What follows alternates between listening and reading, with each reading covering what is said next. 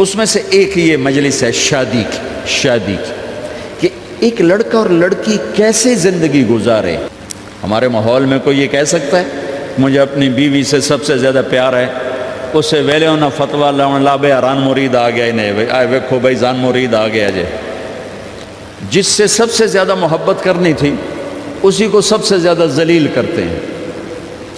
دیکھو سب سے اہم رشتہ، میری بات غور سے سننا چونکہ ہمارا معاشرہ اس کو شاید ہضم نہ کر سکے تو آپ بھی نہیں کر سکیں گے، سب سے اہم رشتہ خاوند اور بیوی ہے، سب سے مقدس رشتہ ماں باپ، سب سے مقدس رشتہ ماں باپ، لیکن سب سے بنیادی رشتہ خاوند اور بیوی ہے۔ اللہ نے پہلا رشتہ جو دھرتی پہ قائم کیا وہ ایز اے ماں باپ نہیں، ایز اے خاوند اور بیوی۔ آدم کو خاوند بنایا، حوا کو بیوی بنایا، پھر انہی کو ماں باپ بنایا، انہی کو دادا دادی بنایا، انہی کو نانا نانی بنایا، انہی کو ساس اور سسر بنایا۔ سارے رشتے خاوند اور بیوی سے جنم لیتے ہیں، آگے یہی دو رشتے روپ بدلتے ہیں۔ خاوند اور بیوی کا رشتہ سب سے بنیادی ہے، سب سے اہم ہے، سب سے بڑا ہے، اور سب سے پہلا ہے اور سب سے آخری ہے۔ پہلا رشتہ بھی خاوند اور بیوی کا قائم ہوا،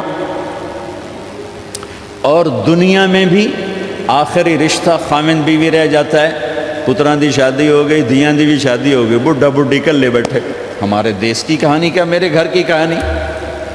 میں تبلیغ میں، میرا چھوٹا بھائی لاہور میں، بہنیں اپنے گھر، ماں پیو کلے بیٹھے ہوئے، ہمارے پاس آنے کے لیے تیار نہیں، اپنی جگہ چھوڑنے کے لیے تیار نہیں۔ پھر باپ فوت ہو گئے تو ہم نے منتیں کر لیں اپنی ماں کی کہ میں فیصل آباد میں رہتا ہوں، میرا بھائی لاہور میں ہوتا ہے، کہ ساڑھے کو لا جاؤ نا پتر، میں توڑے پیو دی جا نہیں چھڑنی۔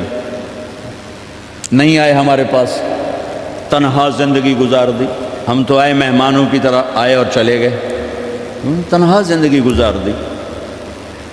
تو پہلا رشتہ خاوند اور بیوی، آدم اور حوا۔ پھر دنیا میں بھی اگر زندگی ہے، پہلے مر جاؤں تو الگ بات ہے، اگر زندگی ہے تو پھر آخری رشتہ خاوند اور بیوی، اور جنت میں جا کے ہمیشہ کا رشتہ خاوند اور بیوی۔